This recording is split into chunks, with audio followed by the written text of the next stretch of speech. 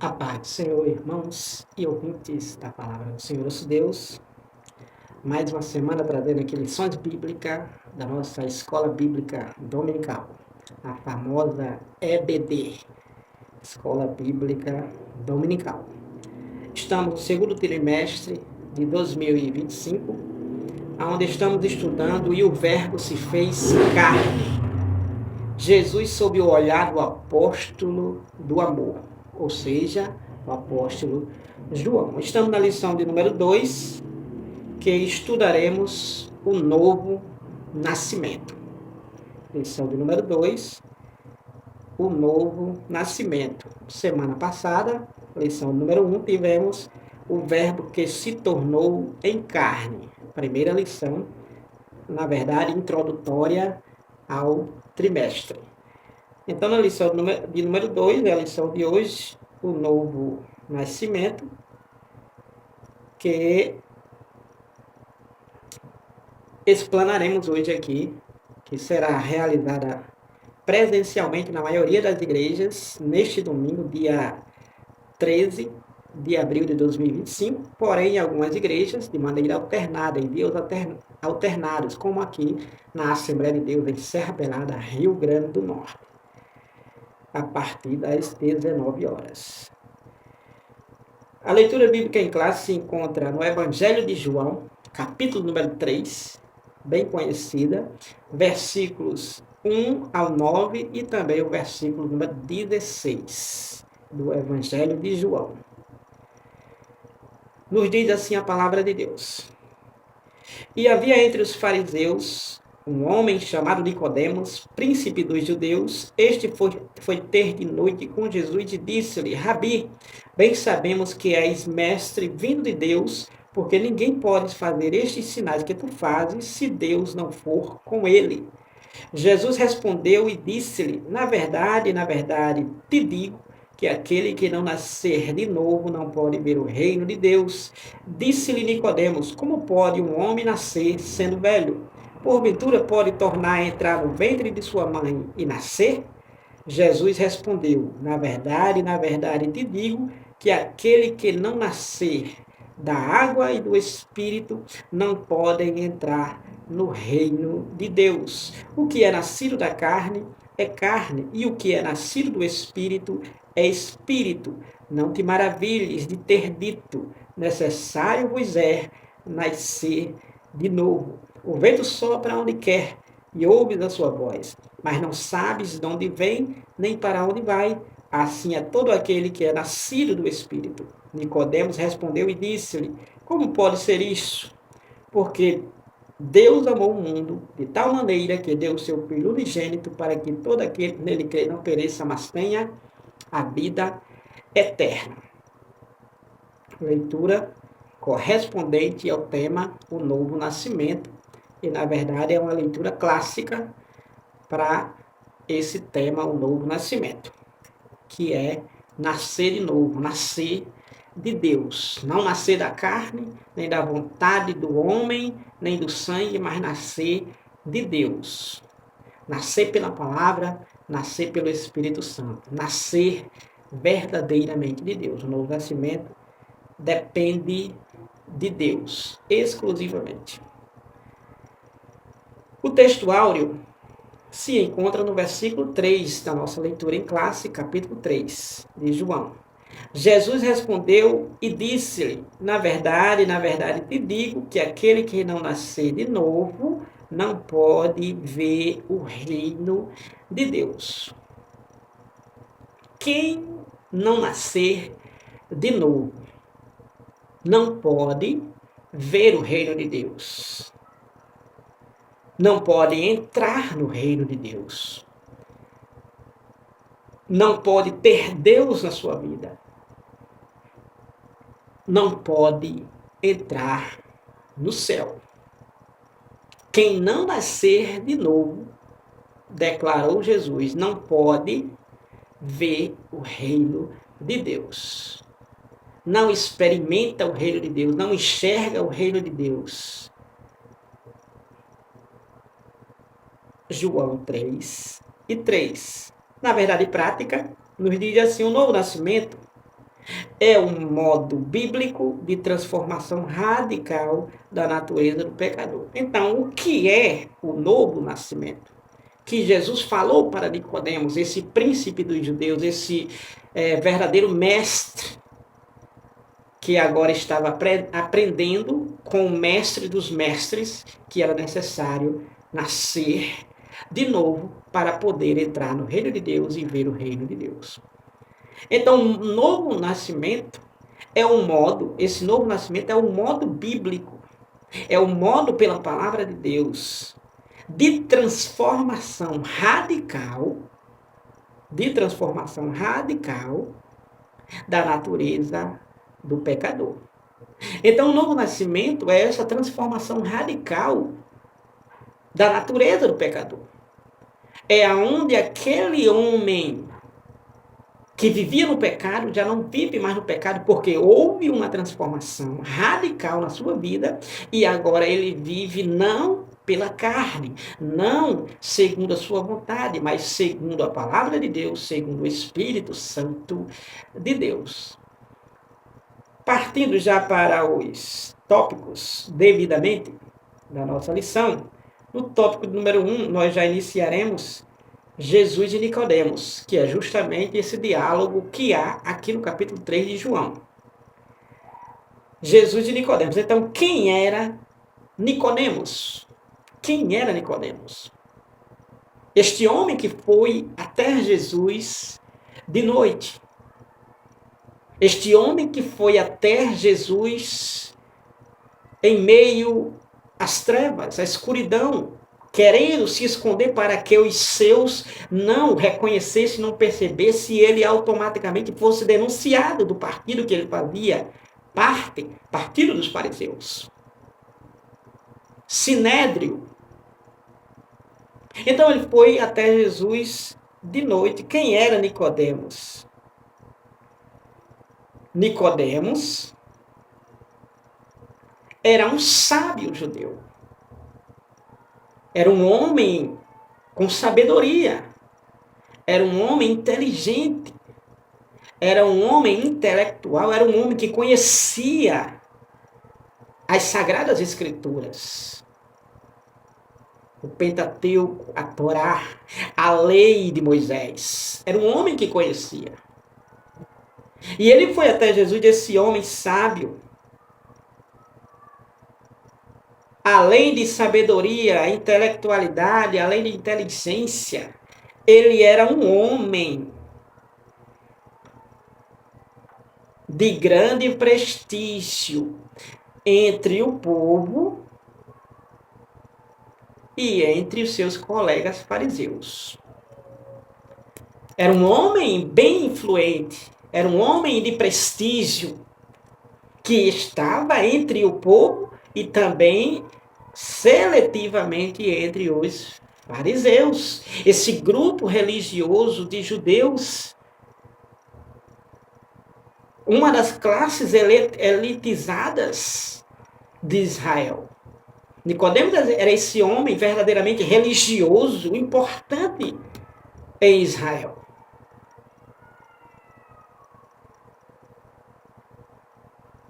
E ele foi até Jesus à noite, porque ele queria saber a respeito dos ensinamentos de Jesus. Porque Jesus estava ensinando, Jesus estava obrando maravilhas, fazendo sinais maravilhosos, extraordinários, miraculosos. E Nicodemos foi despertado para que pudesse realmente entender, aprender. Ele foi secretamente até Jesus. Saber de Jesus. E chega até Jesus e dar aquele elogio que Jesus nem levou em conta esse elogio. Se bem que o elogio que Nicodemos deu para Jesus não era querendo, de forma alguma,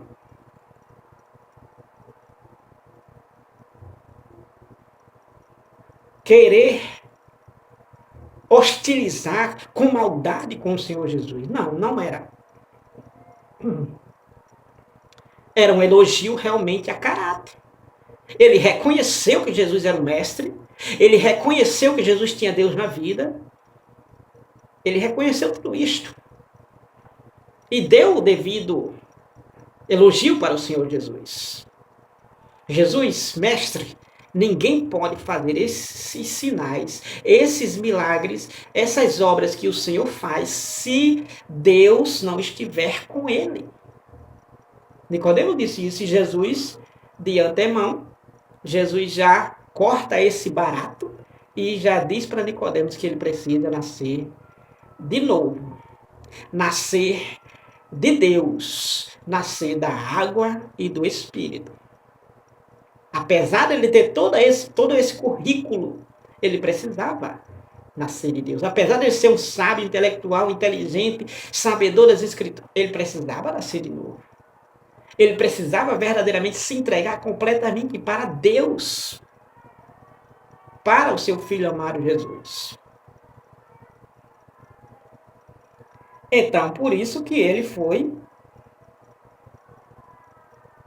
e procurou o Senhor Jesus e tirou suas dúvidas. A partir daquele momento, Nicodemos passou a ser um discípulo de Jesus, ainda que não confesso, pois era secreto.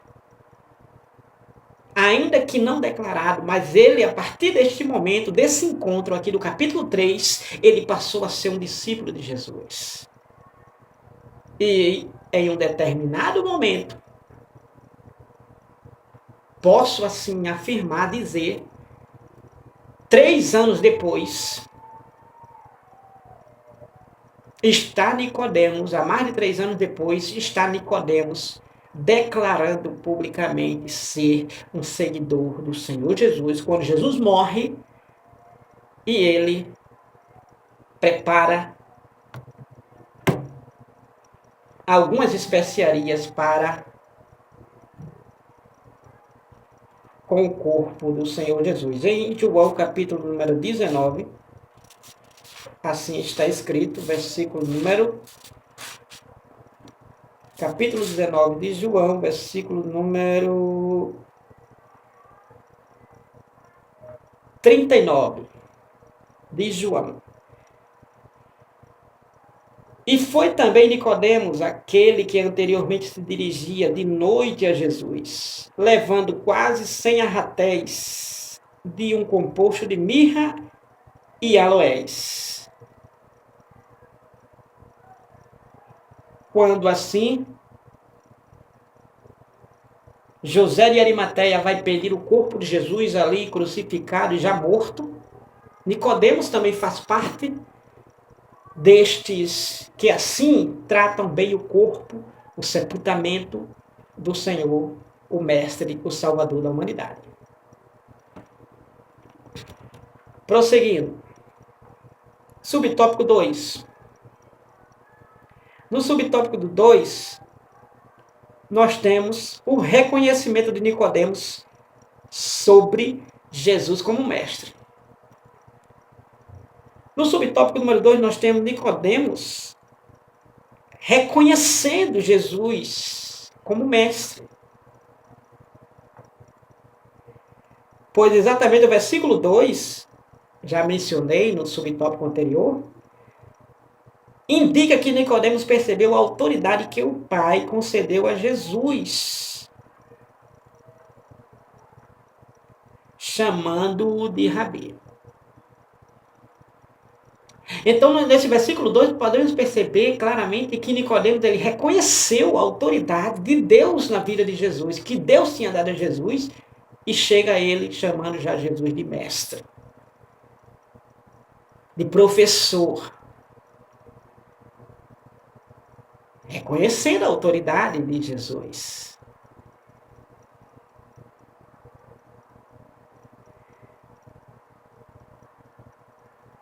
E não houve maldade nas palavras de Nicodemos. Então ele reconhece a autoridade de Deus sobre a vida de Jesus.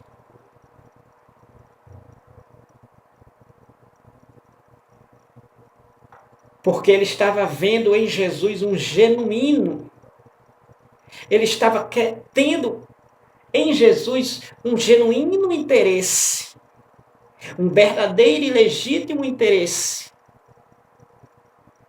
nesse novo ensino, ou seja, um ensinamento diferente dos demais que estavam ensinando na época. Jesus estava ensinando e esse ensinamento atraiu a Nicodemos. Porque Nicodemos viu uma consistência, além da consistência, viu realmente uma realidade deste ensino que Jesus ensinava. Não foi à toa que muitos chegaram a declarar: quem é este? Ele não ensina como os demais, ele não ensina como os saduceus, ele não ensina como os fariseus, ele não ensina como os doutores da lei, ele ensina como quem tem autoridade. Assim declarava o povo, abismado com a sabedoria de Jesus.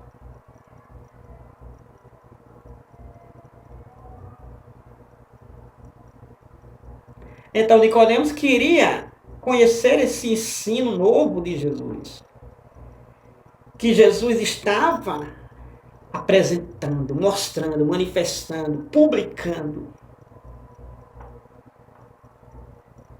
Nicodemos reconhece essa autoridade de Jesus, vendo Nicodemos que Jesus não era um simples homem,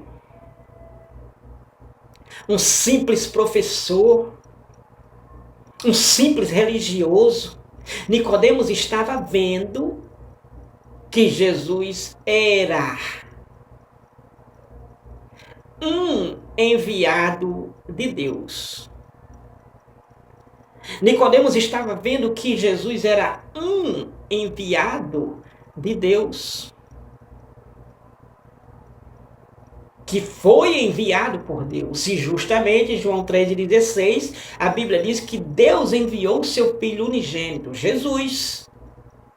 E Nicodemos estava reconhecendo essa autoridade de Deus sobre a vida de Jesus. Subtópico número 3. O diálogo entre Jesus e Nicodemos. Então, a partir do versículo número 3 de João, capítulo 3, a afirmação de Jesus sobre o conceito de nascer de novo e nascer da água e do Espírito para ver o reino de Deus, deixou Nicodemos perplexo. Quando Jesus falou que Nicodemos devia nascer da água e do Espírito, Nicodemos deveria nascer de novo, Nicodemos ficou perplexo. Nicodemos ficou espantado. Nicodemos ficou sem saber o que Jesus estava dizendo.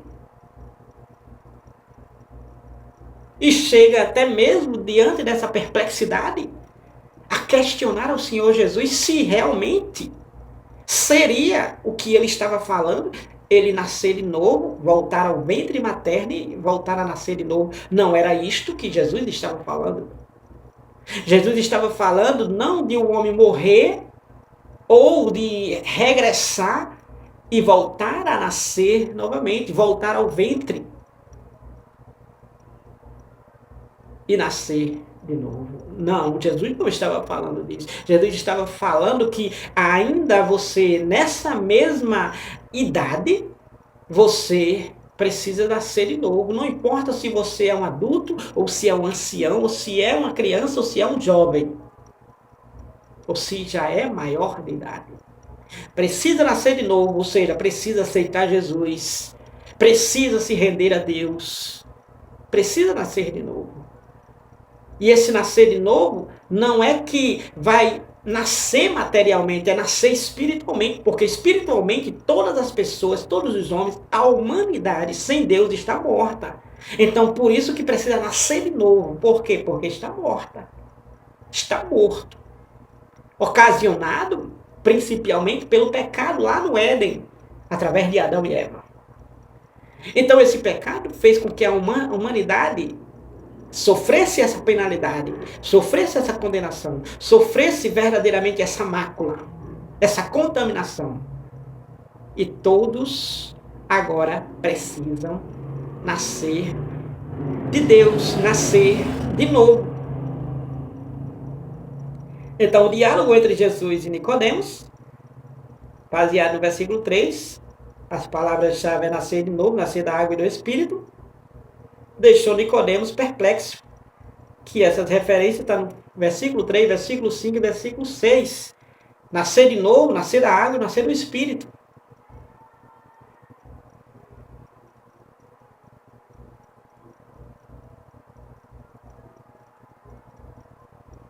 Então, para nascer de novo, o que é nascer de novo? É ter uma transformação radical da natureza do pecador, sendo ele agora uma nova criatura. O nascer de novo exatamente é alguém, o ser humano, que está no pecado agora aceita Jesus, confessa Jesus e agora recebe essa nova natureza espiritual. E a velha natureza pecaminosa é morta a partir daquele momento. E agora ele passa a viver uma vida de morta para viva diante de Deus. João 5:24 está escrito que Jesus declarou: em verdade vos digo, que quem ouve as minhas palavras e crê naquele que me enviou tem a vida eterna. Não entrará mais em condenação, mas saiu da morte para a vida. Então, o novo nascimento é isso, é sair da morte para a vida. Por quê? Porque aceitou a Jesus. Creu em Jesus como enviado de Deus, como Salvador da humanidade. Romanos 10, versículo 9, versículo 10, se com a tua boca confessares que Jesus é Senhor e creres em teu coração que Deus o ressuscitou dos mortos, serás salvo. Pois é com o coração que se crê para a justiça e com a boca se faz confissão para a salvação. Então, o novo nascimento é esse processo de aceitar a Jesus e receber a habitação do Espírito Santo sobre a sua vida. Então, o novo nascimento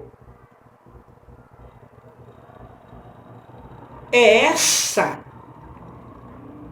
admissão no reino celestial, a partir da aceitação ao Senhor Jesus. A partir desse momento, a partir do momento que se rende ao Senhor Jesus,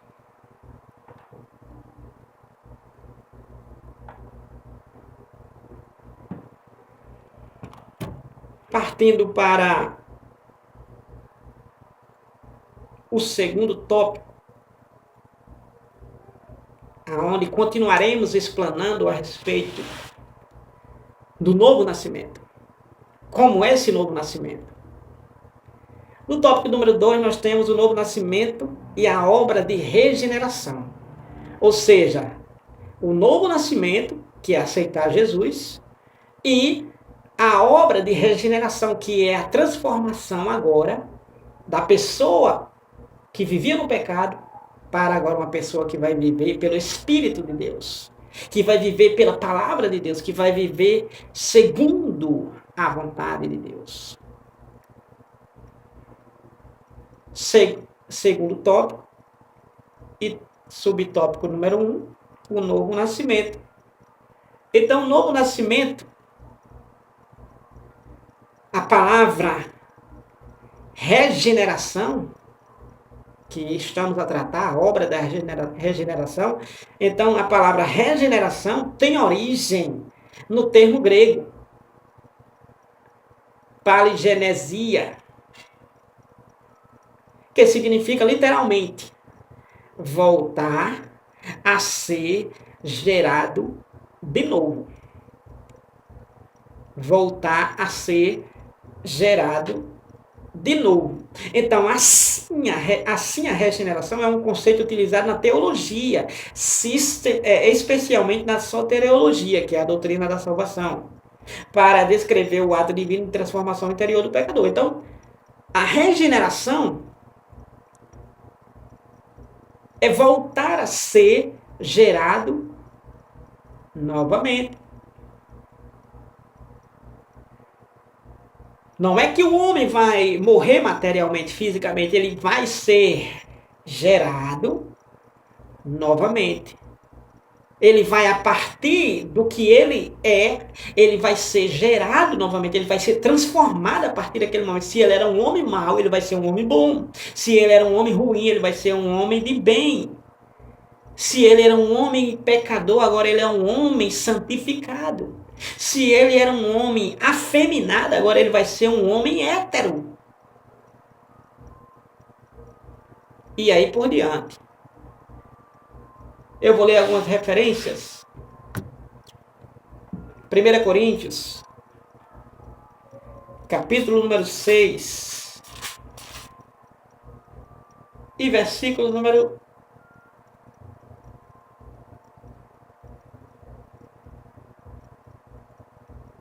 11.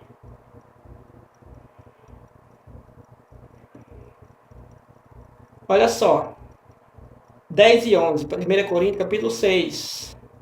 Versículo 10 e versículo 11. Não erreis, nem os devassos, nem os idólatras, nem os adúlteros, nem os efeminados, nem os sodomitas, nem os ladrões, nem os avarentos, nem os bêbados, nem os maldizentes, nem os roubadores, nem herdarão o reino de Deus. E é o que alguns têm sido, mas haveis sido lavados, mas haveis sido santificados, mas haveis sido justificados em o nome do Senhor Jesus pelo Espírito do nosso Deus. Então, Paulo está falando aqui para a igreja de Corinto que eles eram idólatras, maldizentes, roubadores, eles eram todos esses pecadores. Mas, através da aceitação a Jesus, eles foram santificados, justificados, lavados. Eles foram feitos filhos de Deus. Por quê? Porque houve uma regeneração. Houve uma transformação. Transformação esta radical. Olha o que Paulo falou lá. Vou dar um exemplo aqui para você ver como é radical a transformação de Deus na obra da regeneração, na vida de um homem que assim se rende a Jesus. Paulo disse que vocês, ele diz, alguns eram, olha só, alguns eram efeminados.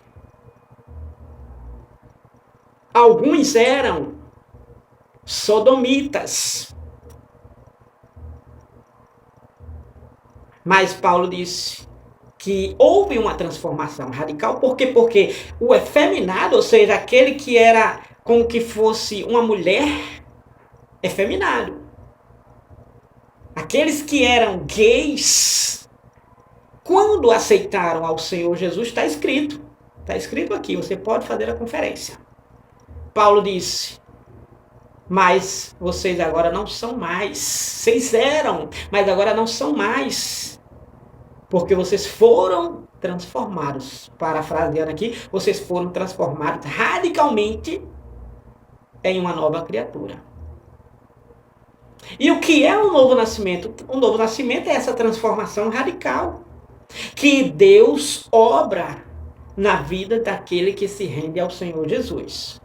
Em Efésios capítulo número 4, versículo número 22 e 24 de Efésios, está escrito assim, transformação radical.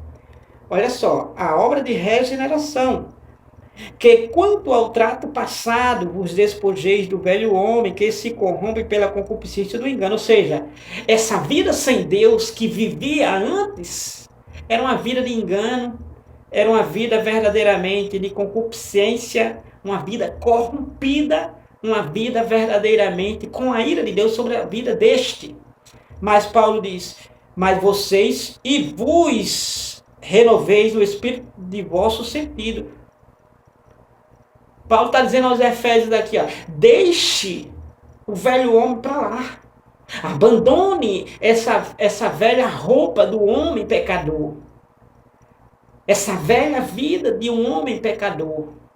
Essa vida de um homem idólatra, depravado, devasso, de um homem efeminado, maldizente, roubador, de um homem verdadeiramente sodomita, de um homem bêbado. Deixe essa vida, Paulo está dizendo aqui, para os Efésios, a igreja de Éfeso. Deixe essa vida, Paulo está dizendo, 4:22 aqui. Despoje, ou seja, tire. É como você está com a roupa e tira a roupa suja para colocar uma roupa nova. Paulo está falando nessa linguagem aqui, figura de linguagem. E Paulo está deixando bem claro, e vos despojeis. Que quanto ao trato passado, vos despojeis do velho homem, que se corrompe pela concupiscência do engano. Deixe o velho homem. 2 Coríntios, capítulo 5, versículo 17. E se alguém está em Cristo, nova criatura é. As coisas velhas se passaram. Ou seja, Paulo está dizendo aqui, 4:22 de Efésios. Deixe, quanto ao trato passado, deixe as coisas velhas, deixe o velho homem para lá. Não pratique mais as coisas do velho homem. E faça o quê? Versículo 23. E vos renoveis no espírito do vosso sentido. Ou seja, se renove em Deus. Se vista em Deus. Se encha de Deus. Se encha de Deus. 5:18 de Efésios. Enchei-vos do Espírito de Deus. E vos renovei no Espírito do vosso sentido. Olha o que Paulo diz, versículo 24 de Efésios 4. E vos revistais do novo homem. O que é se revestir do novo homem? A obra de regeneração aqui é verdadeiramente se revestir de um novo homem, do novo homem. Ou seja, que novo homem é esse? É o homem realmente que Deus criou. Aquele homem que Deus criou lá no Éden, antes de pecar. Aquele homem que não conhecia o mal, que não fazia o mal. Aquele homem que não experimentava o mal, nem cogitava o mal. É esse homem. 4:24 de Efésios. E vos revistais do novo homem, que segundo Deus é criado em verdadeira justiça e santidade. Então é para se revestir deste novo homem. É para se vestir deste novo homem. Se vestindo com o caráter de Deus. Sabe que vestidura é essa? É se vestindo do amor de Deus. É se vestindo da temperança. Estou em Gálatas 5:22. É se vestindo da fé. É se vestindo da mansidão. É se vestindo da bondade, da benignidade, da benevolência. É se vestindo da caridade. É se vestindo da paciência. É se vestindo das qualidades de Deus. É se caracterizando como um homem realmente de Deus, uma mulher realmente de Deus. E quando se veste deste novo homem, os outros verão que é realmente um homem e uma mulher de Deus. Porque já não é mais naquele trato passado, naquela velha vida de um velho homem, do engano, da concupiscência. É uma vida nova. E eis que se alguém está em Cristo, nova criatura é. As coisas velhas se passaram, eis que tudo se fez novo. 2 Coríntios 5:17. Então, é esse novo homem que devemos nos revestir. Então, a obra do novo nascimento é essa obra. Conforme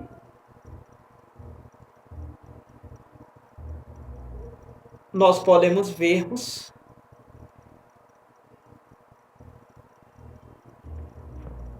esse novo nascimento, Tiago 1:18, nos diz assim: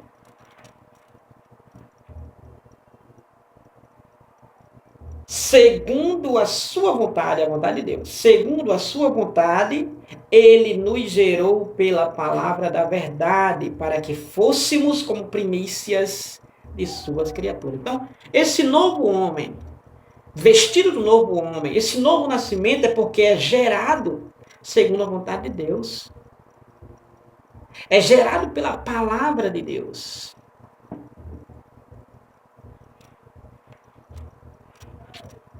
Nós podemos vermos outra referência no versículo número 21, ainda de Tiago, que assim nos diz: pelo que rejeitando toda imundícia e superfluidade de malícia, receber como sinal a palavra em voz dissertada, a qual pode salvar as vossas almas. Então nós podemos ver aqui de maneira bem clara que o novo nascimento é uma obra de Deus na vida daquele que se volta para o Senhor Deus.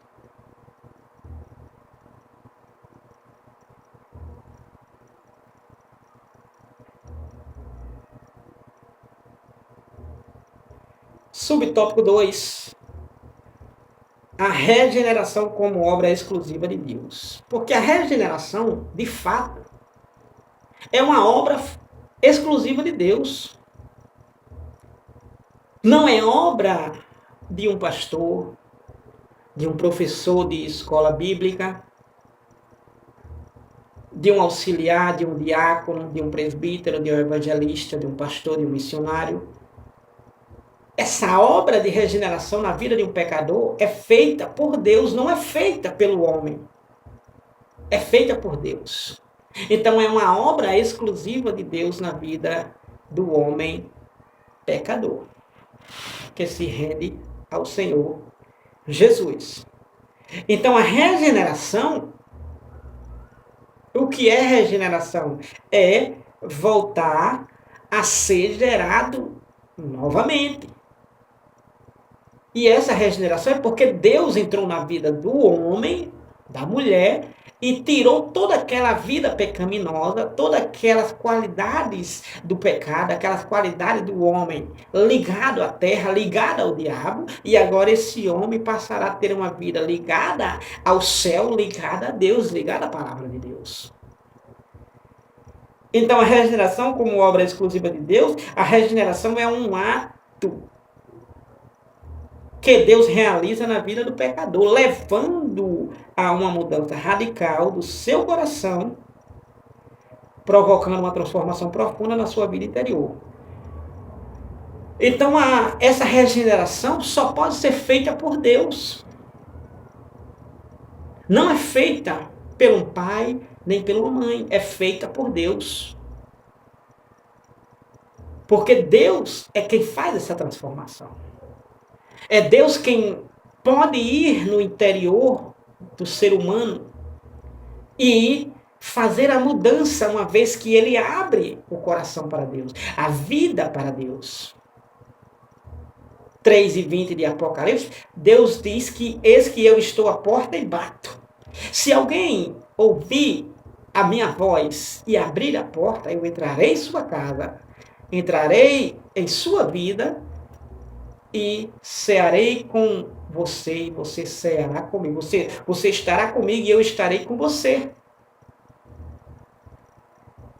Será que se Deus estiver na vida de um homem, de uma mulher, não dá para perceber a mudança que há na vida dele ou dela? Será que se Deus estiver na sua vida, não vai dar para perceber que há uma mudança verdadeiramente de Deus sobre a sua vida? Você vai ter prazer pelas coisas de Deus. Você vai ter prazer pela santidade. Você vai rejeitar o pecado. Você vai rejeitar o mal. Você vai se voltar completamente para Deus. Então a regeneração é uma obra exclusiva de Deus. Que essa obra é um ato que Deus realiza na vida do pecador, levando a uma mudança radical do seu coração. provocando uma transformação profunda na vida interior. Só Deus faz isso. Às vezes, a nível eclesiástico, a nível gospel, né, evangélico, podemos assim, que é o caso que estamos aqui a tratar, as pessoas se escondem e principalmente quando estão à vista de uma liderança, de um cristão, mas quando estão lá no outro lado do mundo, quando estão numa cidade diferente, quando está longe da sua esposa, do seu esposo, do seu pai ou da sua mãe, então apronta. Vai para o pecado, vai para o mal, vai para a carne, vai para a corrupção, vai para a concupiscência do engano, do pecado, vai para a soberba da vida, vai para um mundo sem Deus, vai para o velho homem, deixa o velho homem se manifestar. Por quê? Porque não é o pai, não é a mãe, não é o líder que controla-o. Mas quando Deus entra na vida de uma pessoa, ele pode viajar o mundo todo, em todas as cidades, aonde ele estiver, mas ele não se suja com o pecado. Ele vai ser uma diferença entre as trevas, a escuridão, entre os pecadores. Daniel estava na Babilônia, mas não se contaminou. Os 3 jovens hebreus, Ananias, Misael e Azarias, não se contaminaram. José no Egito não se contaminou. Por quê? Porque Deus estava na vida deles. Então essa transformação interior, ou seja, controlar o ser humano, só quem controla é Deus. Não é prisão que vai controlar, dominar. Porque uma vez que abrir a prisão, uma vez que ele for liberto, ele voltará a fazer as mesmas coisas. Mas se ele estiver em Cristo, aí ele é livre. João 8, 32 e 36. Ele é liberto para fazer a vontade de Deus e não o mal.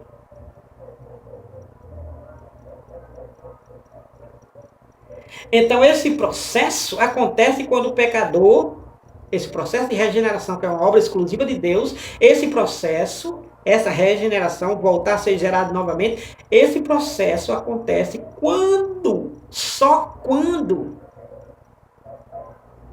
só a partir do momento que o pecador reconhece os seus erros e a necessidade de um Salvador. Só a partir do momento que ele reconhece que ele está no pecado e ele precisa de um Salvador para o salvar desta maldição. Pedro, em Atos 2:40, salvai-vos do meio dessa geração perversa e corrompida. Só quando ele reconhecer o seu estado de pecador, sua condição espiritual de um pecador perdido, condenado, sentenciado ao inferno, só quando ele reconhecer que precisa de um Salvador que é Jesus, é que esse processo de regeneração vai entrar na vida dele. Só quando? Só a partir do momento. Por isso que Tiago 1:18, ele disse que é gerado segundo a vontade de Deus pela palavra de Deus. Subtópico número 3, a necessidade da regeneração do pecador. Por que o pecador precisa ser regenerado? Ou seja, precisa nascer de novo. Porque ele não pode ver o céu ou entrar ou ver o reino de Deus se ele continuar no pecado. Então, por isso que há uma necessidade da regeneração do pecador, porque todos queremos ir para o céu. Todos queremos ter Deus na nossa vida. Porém, para que isto aconteça, é necessário nos lavarmos, purificarmos. É preciso tirarmos o pecado, largarmos o pecado, deixarmos o pecado para podermos termos esse elo, ligação, habitação de Deus sobre a nossa vida.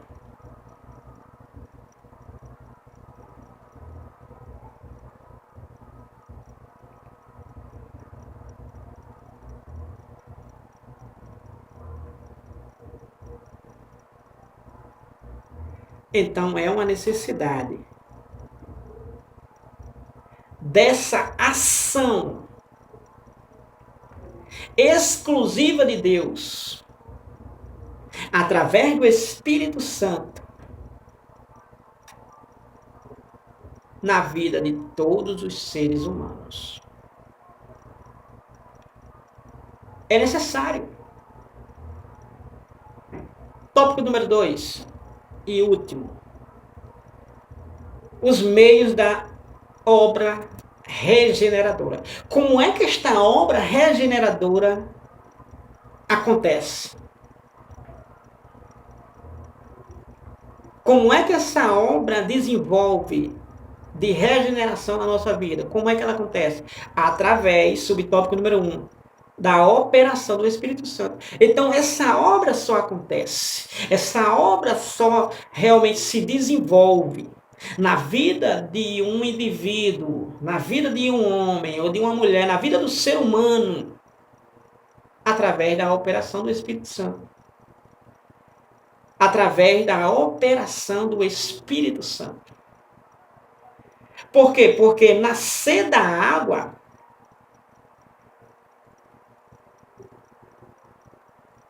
está falando sobre a ação purificadora do Espírito Santo.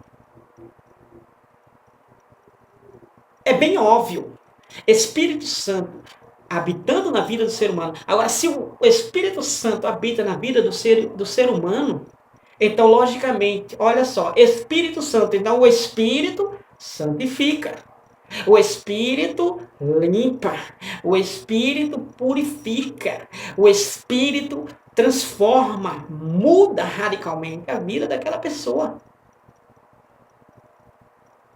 É por isso que essa pessoa, conforme Romanos capítulo 8, ela vai agora se inclinar para as coisas de Deus, porque tem a habitação do Espírito Santo sobre a sua vida.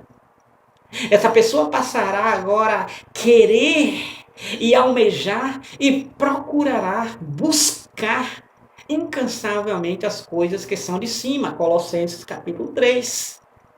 Porque o Espírito Santo que está na vida dela o impulsiona, o direciona, o dirige, o guia, como Romanos 8 assim nos fala, para perto de Deus. Jamais para longe.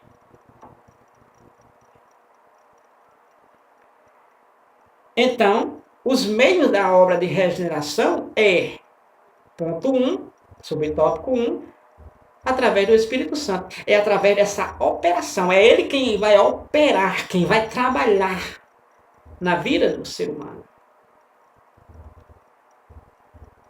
Porque essa transformação, essa regeneração não é feita, como já falei anteriormente, ainda nos subtópicos anteriores, pelo homem. Não é feita pelo homem. É feita exclusivamente por Deus.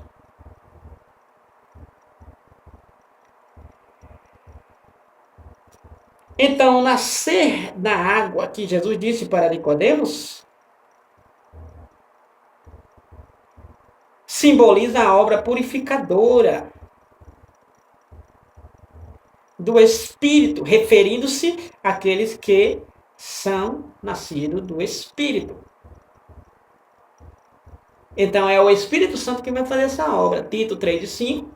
É ele quem vai lavar, regenerar e renovar a vida do ser humano, refrisando novamente 4, 23 e 24 de Efésios. Ele quem vai fazer essa obra. E sabe o que vai acontecer? Quando ele fizer essa obra de regeneração, aí o ser humano, Romanos 12, versículo 2, ele vai experimentar boa, agradável e perfeita vontade de Deus para a sua vida. Só a partir desse momento.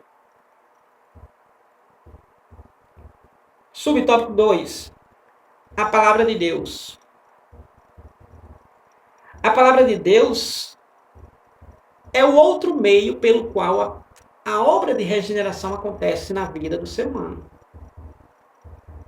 Olha que 1 Pedro 1:23, Pedro disse o seguinte: sendo de novo gerados, não de semente corruptível, mas da incorruptível, pela palavra de Deus viva e que permanece para sempre. Então é por meio da palavra, é a palavra que vai fazer verdadeiramente o ser humano ele ser renovado. É a palavra de Deus quem vai fazer verdadeiramente a limpeza na vida dele. É quem vai dar o banho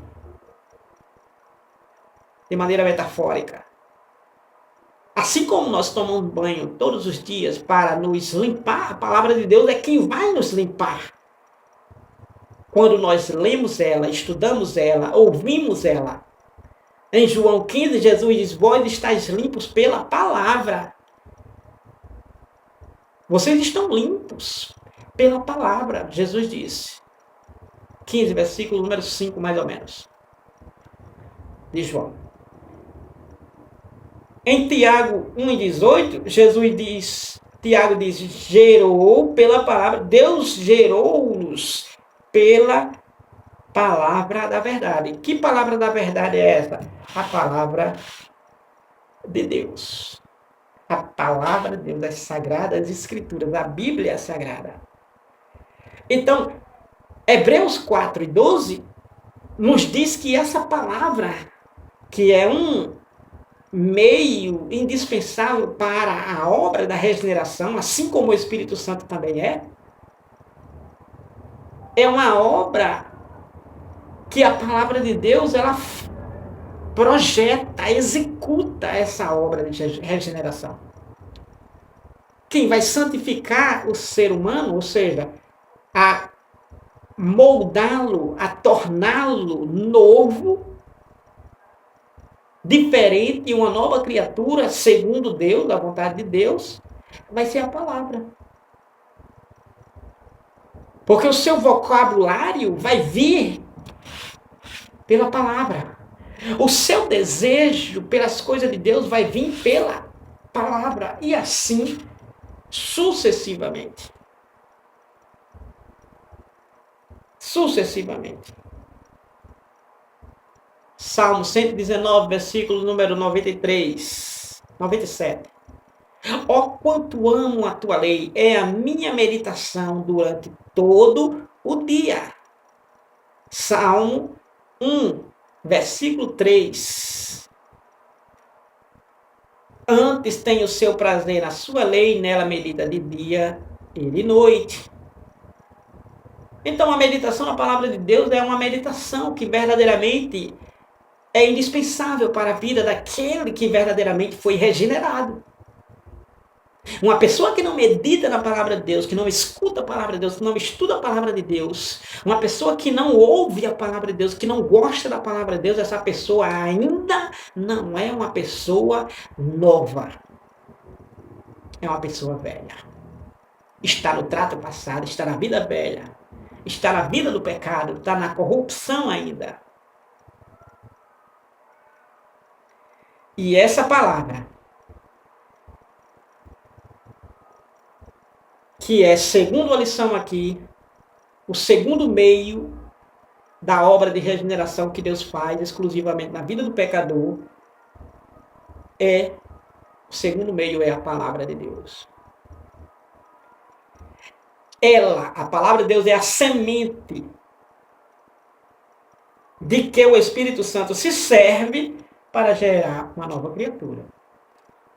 Se você não tem a palavra de Deus em sua vida, como é que o Espírito Santo vai poder gerar em você uma nova criatura?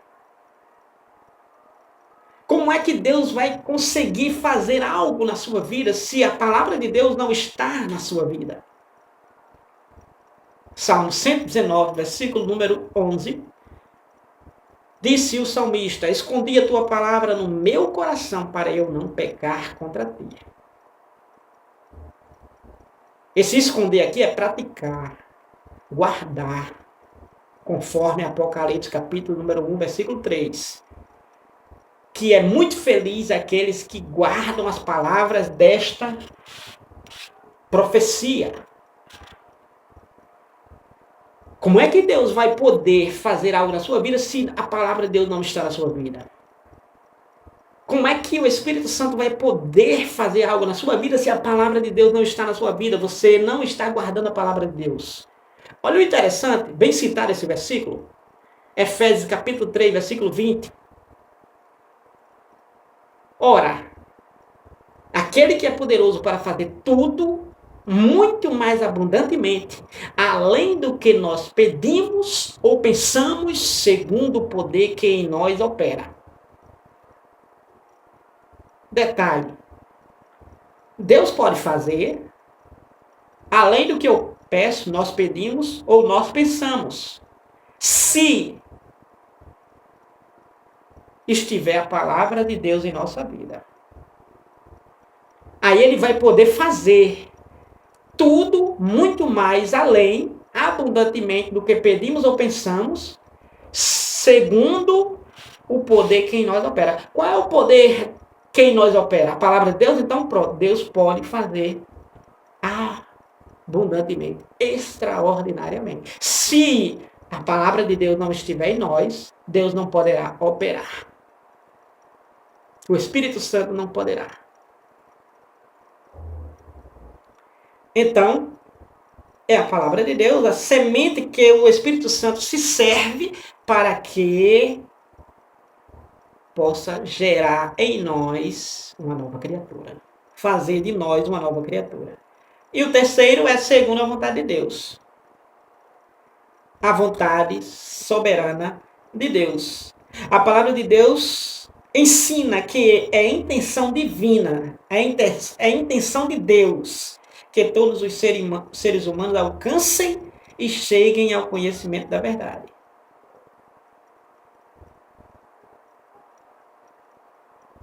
Então, é intenção de Deus, é desejo de Deus que todos os seres humanos se salvem. Então, a palavra de Deus ensina que é intenção divina que todos os seres humanos alcancem a salvação. Timóteo, carta de Paulo a Timóteo, capítulo 2, versículo número 4 e 5.